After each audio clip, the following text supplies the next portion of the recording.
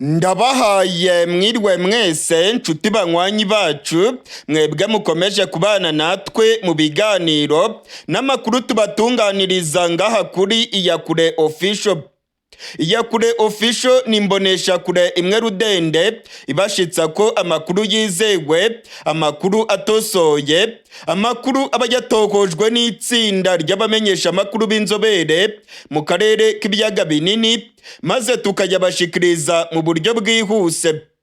Turi kwigenekerezo rya 11 ukwezi kwa kabiri umwaka w'ibihumbi 2025.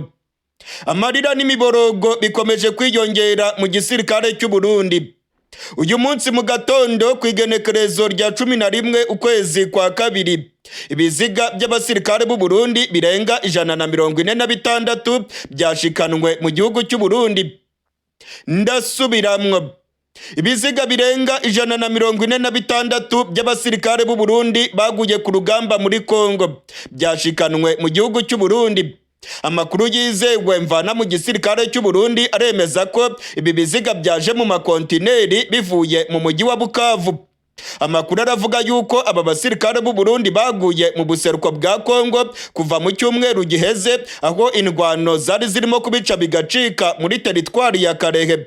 Abasirikare b'u Burundi bitaye kuri songoye mu mirwano ikomeye cyane yabashamiranije n'abarwanyi ba M23 hariya muri teritwari ya Karehe muri Kivu y'Amajyepfo. Amakuru avuga yuko abasirikare b'u Burundi barenga 300 bitabye Imana, ariko ibiziga byabo byose ntago byigeze bitoragurwa nk'uko amasoko yacu mu gisirikare cy'u Burundi akomeza byemeza. Amakuru yizewe atangazwa n'abasirikare b'u Burundi bagiye kurwana muri Congo yemeza neza ko ibiziga byinshi by'abasirikare b'u Burundi byagiye bisigara ku rubuga rw'imirwano ubwo M23 yari bamereye nabi irimo kubahondagura, bamwe barimo kwirukanka bahungira mu mujyi wa Bukavu. Muri teritwari ya Karehe habereye imirwano ikomeye cyane, ndetse benshi mu basirikare ba Congo nabo basize agatwe muri iriya mirwano. Abasirikare b'u Burundi bumvikanye barimo kwidodomba bavuga yuko FARDC ndetse n'abazarendo ari ibinebwe, ngo barabatereranye ku rubuga rw'imirwano kugeza ubwo M23 yasigaye irimo kurwana n'abasirikare b'u Burundi bonyine. FARDC ndetse n'abazarendo bamaze kwirukanka barimo guhungira mu mujyi wa Bukavu. Habaye ukurasana gukomeye cyane rero, kuko imibare yerekana ko abasirikare b'u Burundi barenga 300 bitabye Imana, ariko ibiziga 146 nibyo byonyine byabashije gutahukanwa mu gihugu cy'u Burundi. Hari amakuru twamenye ko ku munsi w'ejo ibindi biziga bibiri byari byashitse mu gihugu cy'u Burundi bizanywe n'imiduga ya gisirikare y'igihugu cy'u Burundi. Biravugwa ko ari aba ofisiye bagera kuri 2 baguye ku rubuga rw'imirwano, aho imodoka za gisirikare z'igihugu cy'u Burundi zagiye gufata imirambo yabo mu mujyi wa Bukavu. Ibingibi rero bisiguye ko ibiziga byamaze gushika mu Burundi ari ibiziga 148. Umumenyesha makuru wacu iri Defense Habyarimana akorera ngaha mu gihugu cy'u Burundi aravuga ko za moruge zabaye nkeya mu gihugu cy'u Burundi. Ubungubu ikibazo cya moruge kirakomeye cyane. Abanyagihugu mu Burundi baravuga ko batarimo kubona za moruge zo kubikamo imirambo y'ababo bitabye Imana i Bujumbura. Ubungubu za moruge nyinshi zirimo abasirikare b'u Burundi baguye ku rugamba muri Congo. Amakuru yizewe ava mu gisirikare cy'u Burundi aravuga ko ibiziga by'abasirikare b'u Burundi biri muri za moruge i Bujumbura birenga 280. Hari ibiziga bindi byavuye muri Congo, ariko kugeza ubungubu ntago birashyingurwa. Hari amakuru avuga yuko ku igenekerezo rya 15 hateganijwe igikorwa gikomeye cyane cyo gushyingura ibiziga by'abasirikare b'u Burundi, bakazakingurwa ku itongo ry'abapfuye ku Mpanda mu gace ka Bubanza. Kugeza ubungubu rero ikibazo cya moruge kirakomeye cyane i Bujumbura. Abanyagihugu ntabwo barimo kubona za moruge zo kubikamo ibiziga by'ababo bitabye Imana. Moruge zose zamaze kuzura ibiziga by'abasirikare b'u Burundi barimo gupfira muri Congo. Abadogiteri mu mujyi wa Bujumbura baravuga yuko iki ngiki ari ikibazo gikomeye. umwe mu baganga waganiriye n'umumenyeshamakuru wacu Ildefonse Habyarimana yamubwiye ko ubungubu moruge ari ikibazo gikomeye cyane. Imirambo y'abapfuye bitabye Imana bazize uburwayi irya nino mu gisagara cya Bujumbura irimo guhita ishyingurwa ikubagahu kubera ko kubona za moruge ari ikibazo gikomeye. Bamwe barimo kuvana ibiziga by'ababo bitabye Imana i Bujumbura bakabijyana mu ntara irya nino nko muri za Rumonge, abandi bakabijyana muri za Kayanza, abandi yemwe barimo no kubijyana muri za Cankuzo harimo kugaragara za moruge nk'uko amakuru yizewe arimo kubyemeza. Amakuru yizewe ya kure official yamaze kumenya aremeza neza ko mu gushyingura ibiziga by'abasirikare b'u Burundi nta musivile azaba arekuriwe kujya ku itongo ry'abapfuye hariya mu gace ka Mpanda mu ntara ya Bubanza. Amakuru twamenye aremeza ko bizakorwa n'abasirikare ndetse abapadiri batatu nibo bazaha umugisha aba bitabye Imana mu gikorwa kizabera hariya ku itongo ry'abapfuye mu gace ka Mpanda ku igenekerezo rya 15 uku kwezi. Agashavu ni kose mu miryango y'abafite ababo baguye muri Congo. Amarira ndetse n'imiborogo bikomeje kwiyongera irya nino mu gihugu cy'u Burundi.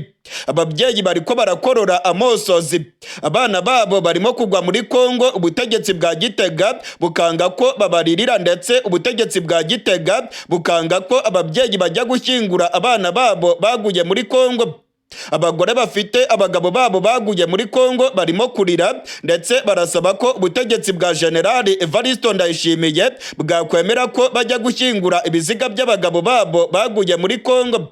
Amakuru twamenye nuko ubutegetsi bwa Gitega ndetse n'igisirikare cy'u Burundi rwose bamaze gufata umwanzuro ukomeye cyane ko nta musivile uzajya guhamba umusirikare we waguye muri Congo kubera ko ngo bishobora guteza akaduruvayo mu gihugu cy'u Burundi. Igikorwa cyo guhamba aba basirikare bose barenga 200 kizabera ku itongo ry'abapfuye mu gace ka Mpanda hariya mu ntara ya Bubanza ku igenekerezo rya 15 uku kwezi. Ni igikorwa iya kure official izakurikirana mu buryo bukomeye ndetse tukazabagezaho ingene kizagenda n'ukungene ubutegetsi bwa Gitega bukomeje kugirira nabi abafite ababo baguye mu buseruko bwa Congo babangira ko bashobora kubaririra ndetse no kubashyingura. Kugeza ubu rero ubutegetsi bwa Gitega ntabwo bwemera ko abasirikare b'u Burundi barimo kugwa muri Congo. Uyu munsi mu gatondo ibiziga by'abasirikare 146 byinjiye mu Burundi. Inzego z'ubutegetsi zirabizi. Abantu bose babonye ibikontineri bivuye mu mujyi wa Bukavu byuzuyemo ibiziga by'abasirikare b'u Burundi baguye ku rugamba muri teritwari ya Karege. Gusa ubutegetsi bwa Gitega bwanze kwerura ngo bwemeze yuko abana b'u Burundi barimo gupfira muri Congo ndetse nta n'ikiriyo kirimo kubera mu Burundi.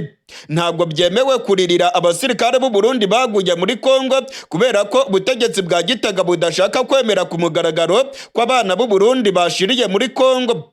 Kugeza ubu amakuru twamenye nuko abasirikare b'u Burundi barenga 800 bamaze gupfira muri Congo kuva izi ntambara zatangura. Ibingibi kandi biriyongeraho abasirikare barenga 2000 bakomeretse mu buryo bukomeye muri izi ndwano zirimo kubera muri Congo. Nubwo bimeze gutya ariko abana b'u Burundi bakaba bakomeje gupfira muri Congo, ubutegetsi bwa Gitega bukomeje kohereza abandi basirikare benshi ku rubuga rw'imirwano muri Kivu y'Amajyepfo. Dore nk'ubungubu mu ntangiriro z'iki cyumweru abasirikare barenga 12,000 bararungitswe muri Congo kugira ngo bajye kurwanya M23. Abasirikare barenga 12,000 barungitswe mu mujyi wa Bukavu, abandi barungikwa mu gace ka Kamanyora, abandi barungikwa mu gace ka Uvira. Bahawe ubutumwa bukomeye cyane bwo kurwanya M23 kubera ko ubutegetsi bwa Gitega buvuga ko M23 niramuka yinjiye muri Kivu y'Amajyepfo nta kabuza ubutegetsi bwa CNDD-FDD buzatembagazwa. Intambara ihinduye isura mu buseruko bwa Repubulika Iharanira Demokarasi ya Congo. Ndababwiza ukuri ko noneho ibintu bimaze guhindura isura. Hagiye kuba intambara ikomeye cyane mu buseruko bwa Congo. M23 n'igisirikare cya FARDC noneho bagiye gukocorana ivumbi ritumuke mu mujyi wa Bukavu ndetse no mu bice byose birimo kugenzurwa n'abarwanyi ba M23. Tshisekedi yarakaye mu buryo bukomeye ndetse aravuga yuko agiye gukora intambara ikomeye cyane igamije gutanga isomo rya gisirikare kuri zino nyeshyamba zirongowe na Generali Makenga. Ibintu byahinduye isura. Amakuru mashyashya arimo kugenda yiyongera muri iyi ntambara irimo kubera mu buseruko bwa Congo. Ubungubu noneho inkuru ikomeye cyane nuko indege z'intambara zirimo kuva muri Afurika y'Epfo zikomeje kugera mu gihugu cy'u Burundi zitwaye abasirikare ndetse n'ibikoresho bya gisirikare byinshi bigiye kurwana muri Congo. Usibye indege za Afurika y'Epfo ndetse n'abasirikare ba Afurika y'Epfo, hari ikindi kintu gikomeye cyane noneho kimaze kwiyongera muri iyi ntambara irimo kubera mu buseruko bwa Congo. Indege zitwaye abasirikare barenga 3,000 bavuye muri Chad zaraye ziguye ku kibuga cy'indege cyitirwe Mirwano i Bujumbura. Ndasubiramwo. Indege zitwaye abasirikare barenga 3,000 ba Chad ndetse n'abacancuro benshi zaraye ziguye ku kibuga cy'indege cyitirwe Mirwano i Bujumbura, aho bano basirikare bagiye kwinjira muri Congo gufasha FARDC kurwanya M23. Amakuru yizewe yamenyekanye ndetse amakuru twakoreye amatohoza aremeza ko ku isaha y'isa 1:25 ku isaha ya Bujumbura ndetse na Goma aribwo indege zageze ku kibuga cy'indege cyitirwe Mirwano i Bujumbura. Izi ndege zari zivuye mu gihugu cya Chad. Amakuru aremeza neza ko abasirikare barenga 3,000 b'igisirikare cya Chad ndetse n'abacancuro benshi cyane bavuye muri Libya bakanyura muri Chad bagafata indege ziberekeza i Bujumbura bamaze kugera mu gihugu cy'u Burundi. Amakuru aravuga yuko aba basirikare baje hariya mu buseruko bwa Congo gufasha igisirikare cya FARDC kurwanya M23. Perezida Tshisekedi noneho ibintu arimo kubishyira ku rundi rwego. Ni ibintu bidasanzwe kubona noneho ubutegetsi bwa Tshisekedi bwahisemo kwitabaza abasirikare bavuye muri Chad ndetse n'abacancuro bavuye muri Libya kugira ngo bafashe FARDC, Abarundi, Afurika y'Epfo, imbonerakure ndetse n'abazarendo kurwanya M23. Bigaragara yuko yakomeje kuzonga mu buryo bukomeye igisirikare cya Congo. Mu minsi ishize Perezida Tshisekedi yakoreye urugendo rukomeye cyane mu gihugu cya Chad.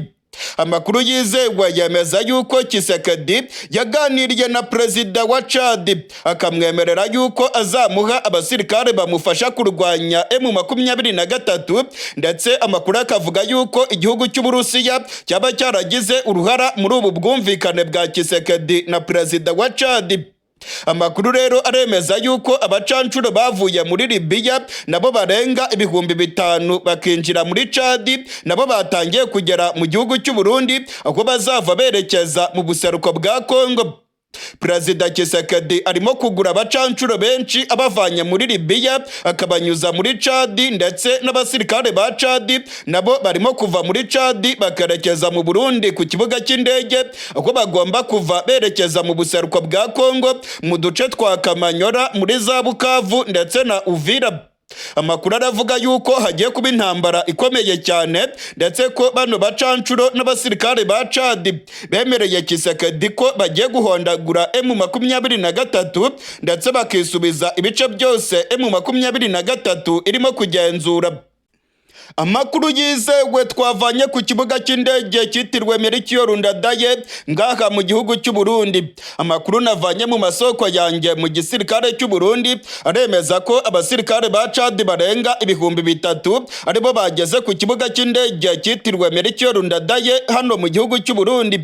Hari abacancuro kandi bivugwa yuko babarirwa mu 1,500 nabo baraye bageze ku kibuga cy'indege cyitirwe Mirwano hano i Bujumbura. Bisiguye yuko abasirikare bose bageze ku kibuga cy'indege barenga 4,500. Indege zaraye zinyuranyuranamo zirimo kuva mu gihugu cya Chad ndetse biravugwa yuko indege zavuye mu gihugu cy'Uburusiya arizo zaba zazanye aba barwanyi b'abacancuro zibavanye muri Libya ndetse amakuru yandi akemeza yuko igisirikare cya Chad nacyo cyahawe ubufasha bukomeye n'igihugu cy'Uburusiya kugira ngo barungike bano basirikare mu buseruko bwa Congo.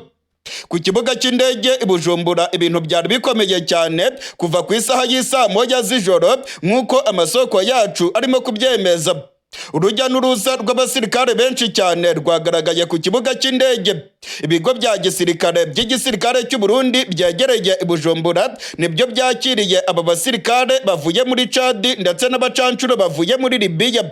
Biravugwa yuko bari buze kunyura mu gihugu cy'u Burundi bagakomeza berekeza mu buseruko bwa Congo, cyane cyane muri Bukavu, Kamanyura ndetse na Uvira.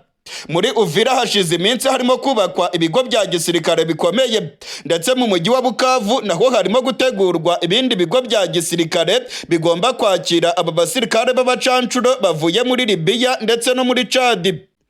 Intambara irimo kubera mu buseruko bwa Congo ndababwiza ukuri ko noneho igiye guhindura isura mu buryo bukomeye.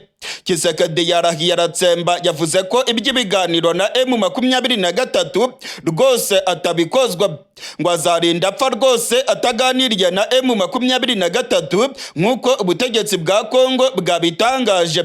Ubutegetsi bwa Congo nyuma y'aho bwategetswe kuganira na zino nyeshyamba mu myanzuro yavuye mu nama yahuje SADC ndetse na EAC ikabera i Dar es Salaam mu gihugu cya Tanzania, ubu noneho Congo iragaragaza yuko ibyo biganiro yamaze kubitera utwatsi. Ntabwo izaganira na M23 ahubwo ngo hagiye kuba intambara ikomeye cyane igamije kwigarurira ibice byose M23 irimo kugenzura. Amakuru atugeraho aravuga ko Kisekedi yabonye ko abasirikare biwe ari bakeya cyane, ndetse ngo badafite ubunararibonye mu kurwana kinyeshyamba, ndetse ngo M23 yagiye yigarurira ibice byinshi kubera ko abasirikare ba Congo badafite ubuzobere mu kurwana kinyeshyamba. Ubu noneho Kisekedi yamanukanye abasirikare benshi cyane avanye muri Chad ndetse no muri Libya.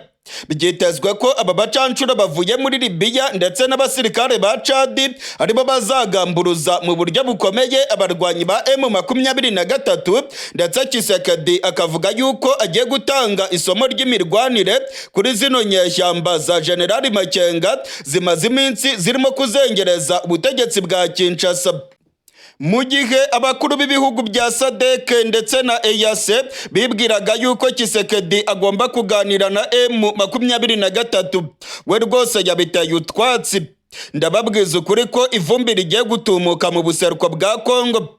Ubu ngubu nibwo intambara ikomeye cyane igiye gutangira, nk'uko nabibabwiye mu makuru yacu yo ku munsi w'ejo. Nababwiye ko intambara ikomeye cyane ari bwigiye kuba mu buseruko bwa Congo. M23 nayo yambariye urugamba ndetse yamaze guteguza igisirikare cya FARDC ko izi nyeshyamba za General Makenga zigiye kwigarurira umujyi wa Goma.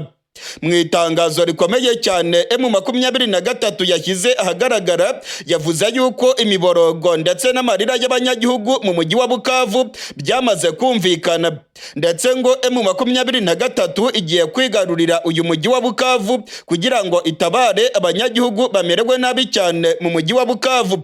Uyu mujyi wa Bukavu urimo kuberamo ibikorwa by'ubwicanyi, ubusahuzi ndetse no gufata ku nguvu abigeme birimo gukorwa n'abazarendo ndetse n'igisirikare cya FARDC. Ibintu rero ntabwo byoroshye, intambara irimo guhindura isura. M23 irimo gusatira umujyi wa Bukavu. Igisirikare cya Congo nacyo kiravuga ko kiryamiye amajanja, ndetse Kisekedi noneho yamanukanye abakomando bavuye muri Chad, abakomando bavuye muri Libya b'abacancuro. Aba bose bitezweho guhangana mu buryo bukomeye na zino nyeshyamba za General Makenga. Amakuru arimo gutangazwa n'ibimenyesha amakuru byo muri Chad aravuga yuko guverinoma ya Chad irimo gukora ikosa rikomeye cyane mu kurungika abasirikare muri Congo. Abarwanya ubutegetsi bwa Chad baravuga yuko Perezida Kisekedi ndetse na Perezida wa Chad bagiranye amasezerano y'umwijima. Hari n'amakuru avuga yuko ubutegetsi bwa Chad bwemereye abacancuro bazava muri Libya ko bazajya muri Congo bambaye imyenda y'igisirikare cya Chad. Benshi mu basirikare Chad izohereza muri Congo ntabwo ari abasirikare b'igihugu cya Chad. Amakuru yamaze gutangazwa n'abatavuga rumwe n'ubutegetsi bwa Chad aremeza yuko abacancuro benshi barimo kuva muri Libya bakinjira muri Chad bakambara imyenda y'igisirikare cya Chad maze bakerekeza i Bujumbura bitwa abasirikare ba Chad, ariko mu buryo bw'ukuri atari abasirikare ba Chad ahubwo ari abacancuro bavuye muri Libya bakinjira muri Chad bagahabwa imyenda y'igisirikare cya Chad bakaza muri Congo bitwa abasirikare ba Chad. Ibimenyesha makuru byo muri Chad biravuga yuko ubutegetsi bwa Chad burimo gufasha Congo kuzana abacancuro mu buseruko bwa Congo. Hari abacancuro ibihumbi n'ibihumbi barimo kuva muri Libya bakamanuka bakinjira muri Chad, igisirikare cya Chad kikabaha imyenda y'igisirikare cya Chad bakayambara bikagaragara ko ari abasirikare ba Chad, ariko mu buryo bw'ukuri ari abacancuro kabombo bavuye muri Libya barimo gushaka kuza kurwana mu buseruko bwa Congo. Ngibyo rero ibyo Tshisekedi arimo gutegura. Tshisekedi aravuga yuko agiye kurwana intambara ikomeye ndetse ngo iby'ibiganiro rwose ntabwo arimo kubikozwa. Intambara rero igiye gukomera cyane mu buseruko bwa Congo. Hari amakuru kandi avuga yuko Tshisekedi arimo kwitabaza abacancuro ndetse n'ingabo z'amahanga kugira ngo zizamufashe kurwana n'igihugu cy'u Rwanda, avuga yuko aricyo gifasha M23. Tshisekedi, Burundi ndetse na Afurika y'Epfo bakomeje gukubita agatoki ku kandi bakavuga ko igihugu cy'u Rwanda aricyo gifasha M23, ndetse Congo n'u Burundi bari mu migambi mibisha cyane yo guhungabanya umutekano w'igihugu cy'u Rwanda. Amakuru arimo gutangazwa n'ibimenyesha makuru byo muri Chad aravuga yuko abacancuro bavuye muri Libya babwiwe yuko bazarwana muri Congo, ndetse yemwe ngo birashoboka yuko bashobora no kurwana mu gihugu cy'u Rwanda. Ni amakuru arimo gutangazwa ndetse bigahuza n'amagambo yatangajwe na Tshisekedi avuga yuko azagaba ibitero ku butaka bw'u Rwanda. Ni ibintu rero birimo kugaragara yuko Tshisekedi arimo kuzana abacancuro ndetse akababwira yuko bazamufasha kurwanya igihugu cy'u Rwanda. Wewe avuga yuko aricyo cyateye Congo mu buseruko bwayo, ndetse Congo abasirikare b'u Rwanda aribo bigaruriye umujyi wa Goma bakabyitirira M23. Ubutegetsi bwa Congo n'ubutegetsi bw'u Burundi barimo gufatanya na FDLR ndetse bafite imigambi mibisha cyane yo guhungabanya umutekano w'u Rwanda banyuze mu ishyamba ry'ikibira mu gihugu cy'u Burundi, abandi bakanyura mu gace ka Bukavu nk'uko amakuru yamenyekanye abyemeza. Abarwanyi ba M23 bamaze kwemeza ko bagiye kwigarurira umujyi wa Bukavu. Ndasubiramwo. Abarwanyi ba M23 bamaze gusohora itangazo rikomeye cyane bemeza yuko bagiye kwigarurira umujyi wa Bukavu. Muri iri tangazo rya M23 baravuga yuko umujyi wa Bukavu wabaye indiri y'amabandi ndetse n'ibikorwa by'ubwicanyi birimo gukorwa na FARDC, abasirikare b'u Burundi ndetse n'abazarendo. Abanyagihugu bo muri Bukavu bamaze iminsi barimo gutabaza ndetse imiborogo ni yose mu mujyi wa Bukavu. M23 rero iravuga yuko yamaze kumva ubusabe bw'abaturage ndetse ko amarira n'imiborogo biri mu mujyi wa Bukavu bigomba guhagarara vuba na bwangu. Iri tangazo rya M23 riraha gasopo FARDC, abazarendo ndetse n'abafatanyabikorwa babo bose barimo gukora ibikorwa by'ubwicanyi mu mujyi wa Bukavu. M23 rero ikavuga yuko idakomeza kurebera ndetse ko iri mu nzira yerekeza mu mujyi wa Bukavu kugira ngo ibohore abasivile barimo kugirirwa nabi na FARDC n'abafatanyabikorwa bayo. Ubungubu rero intambara igiye gukomera cyane mu mujyi wa Bukavu. Mu buryo budasubirwaho M23 yemeje yuko irimo kwerekeza mu mujyi wa Bukavu.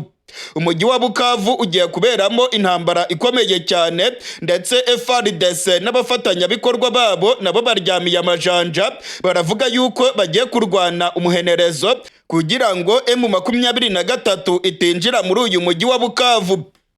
Amakuru yizewe arimo kutugeraho avuye mu mujyi wa Bukavu aremeza ko ibintu byadogereye mu buryo bukomeye.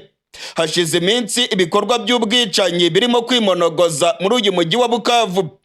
FARDC, abasirikare b'u Burundi, abazalendo ndetse n'imbonerakure bamaze iminsi barimo kwica abaturage mu mujyi wa Bukavu. Ibikorwa by'ubugizi bwa nabi, ubusahuzi, gufata abigeme ku nguvu bikomeje kwimonogoza muri uyu mujyi wa Bukavu. Ibingibi rero nibyo byatumye M23 isohora itangazo rikomeye cyane ikavuga yuko igiye kurengera abasivile bari mu mujyi wa Bukavu.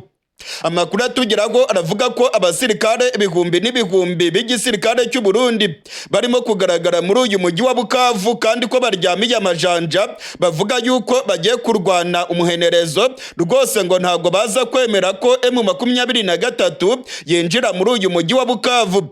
Abasirikare ba SADC nabo barimo kugaragara muri uyu mujyi wa Bukavu.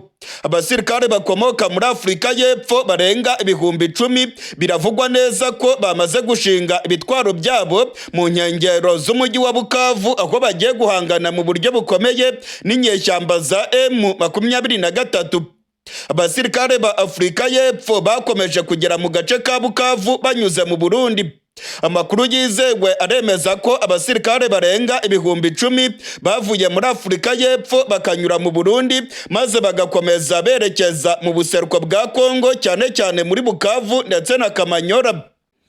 Abandi basirikare ibihumbi n'ibihumbi b'igisirikare cya Congo nabo barimo kugaragara muri uyu mujyi wa Bukavu.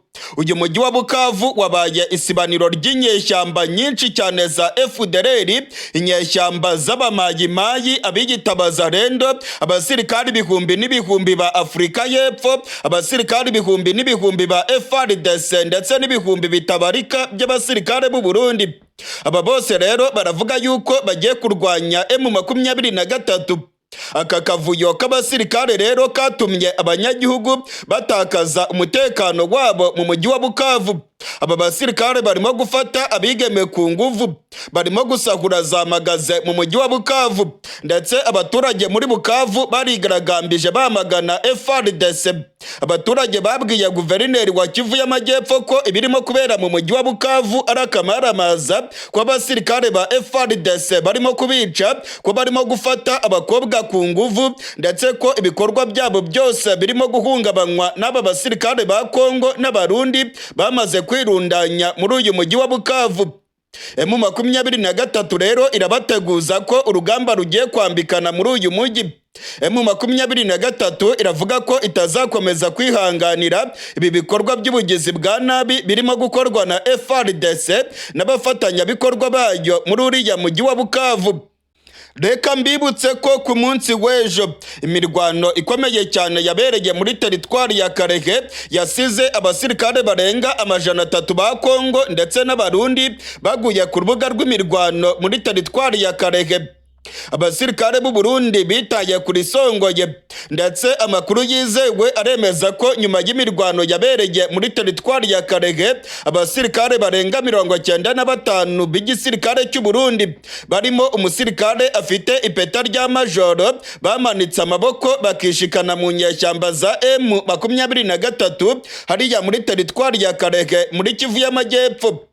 Kugeza ubu turiko turavugana, ikibuga cy'indege cya Kavumu kirimo kugenzurwa n'abarwanyi ba M23. Ndasubiramwo, ikibuga cy'indege cya Kavumu muri Kivu y'Amajyepfo abarwanyi ba M23 barimo kukigenzura. M23 yamaze kugota imisozi yose ikikije ikibuga cy'indege. Abarwanyi ba M23 ntabwo bari bamanuka ngo bakandagire mu kibaya hariya hasi kuri piste y'ikibuga cy'indege, ahubwo iki kibuga cy'indege barimo kukigenzurira mu misozi igikikije. Iki kibuga cy'indege nta musirikare wa Congo urimo kukigaragaraho. Abasirikare b'u Burundi ndetse n'abakomando ba FARDC bari bakirinze bose barirukanse baragisiga.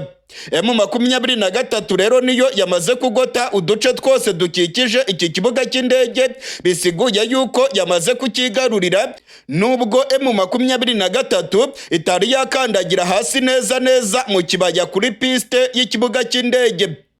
Kugeza ubu rero ibintu birakomeye cyane muri Kivu y'Amajyepfo, nyuma y'aho inama ikomeye cyane yahuje SADC ndetse na EAC yabereye i Dar es Salaam muri Tanzania, ikanzura yuko hajyaho agahenge k'intambara hagati y'impande zirimo kurwana. Ubu ngubu iby'agahenge biragaragara yuko rwose bidashobora kubahirizwa.